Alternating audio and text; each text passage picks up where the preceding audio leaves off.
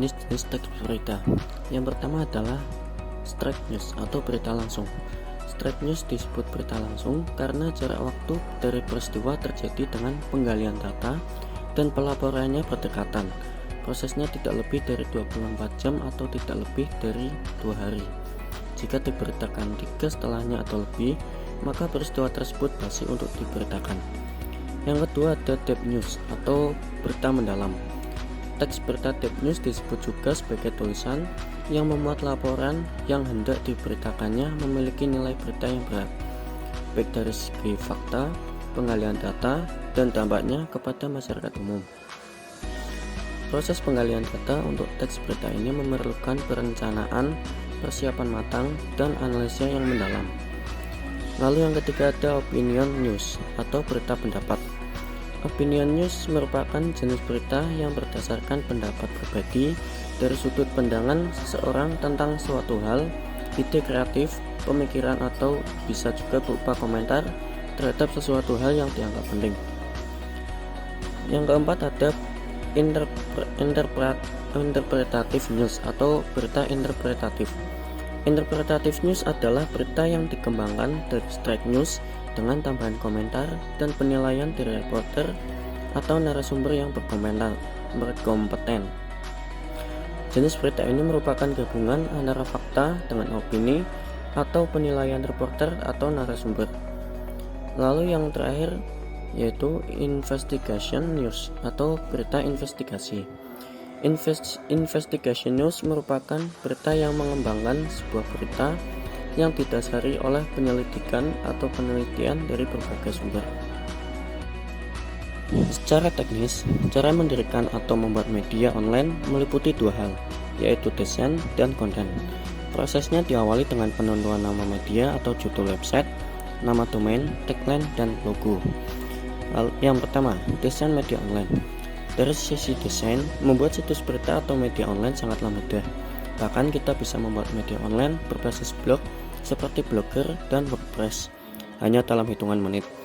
Di Blogger kita tinggal membuat akun Blogger, membuat blog, lalu membeli domain, dan melakukan custom domain sehingga elemennya terkesan profesional menggunakan top level domain seperti .com, net, .id, plus memilih tema Blogger gaya majalah berita. Yang kedua adalah konten media online. Konten media online terdiri dari jenis-jenis tulisan jurnalistik, terutama berita, artikel, dan feature. Dari sisi topik, media online bisa berisi beragam topik, bisa juga topik khusus, misalnya sepak bola, kesehatan, teknologi, komputer, dan lain-lain. Secara umum, format konten media online terdiri dari teks atau tulisan, gambar, audio, video.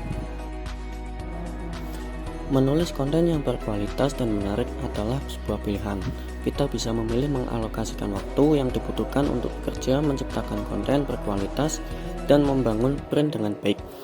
Atau kita bisa pilih mengambil jalan yang mudah dan menulis konten seadanya. Namun pilihan tersebut dapat merugikan kita karena hanya akan membuang waktu dan energi. Yang pertama, kita perlu melihat apa yang membuat sebuah konten jadi berkualitas, yaitu buat konten yang orisinil. Seperti yang sudah saya sebutkan tadi, konten orisinil sejalan dengan Google dan pengunjung situs kita. Menjiplak konten orang lain akan menyebabkan hukuman dari Google yang bisa membuat kita kembali ke titik awal. Pelajari lebih lanjut tentang menulis konten untuk menaikkan peringkat situs. Yang kedua adalah fokus menciptakan headline yang kuat. Headline yang baik membangkitkan minat dan mengundang pembaca. Pertimbangan statistik berikut ini. 80% orang akan membaca headline, tapi hanya 20% dari orang tadi akan membaca seluruh isi konten. Ini membuat headline sama pentingnya dengan artikel itu sendiri. Konvergensi media adalah penggabungan atau pengintegrasian media-media yang ada untuk digunakan dan diarahkan ke dalam satu titik tujuan. Konvergensi media biasanya merujuk pada perkembangan teknologi komunikasi digital yang dimungkinkan dengan adanya konvergensi jaringan. Contoh, Tribun Jogja menargetkan masyarakat kalangan menengah ke bawah karena berita-berita yang disuguhkan berupa berita-berita ringan. Tribun Jogja juga membidik pangsa pasar pembaca wilayah DIY dan Jawa Tengah dengan harga awal 1000 per eksemplarnya. Untuk masalah penampilan, Tribun Jogja tidak kalah dengan koran-koran lain, yaitu dengan tampilan headline dan di masing-masing halaman disertai foto, warna, dan dengan kualitas kertas yang bagus. Semakin menambah nyaman mata memandang, sehingga koran ini memiliki daya tarik tersendiri. Yang pertama, perusahaan pers harus mendapat pengesahan dari badan hukum, yakni PT atau perseroan terbatas. Lalu perusahaan pers wajib mempunyai modal dasar minimal 50 juta, media cetak modal lebih besar. Yang ketiga, yang disiapkan sekurang-kurangnya mampu mengoperasikan perusahaan dalam waktu 6 bulan. Perusahaan pers wajib memberikan upah wartawan atau karyawan minimal sesuai UMK dengan total 13 kali gaji setahun. Perusahaan pers wajib memberikan perlindungan hukum bagi wartawan atau karyawannya. Perusahaan pers memberikan pendidikan dan pelatihan agar wartawannya mengikuti perkembangan zaman dengan cerdas. Badan hukum perusahaan pers tidak boleh dicampur dengan usaha lain untuk kepentingan pribadi.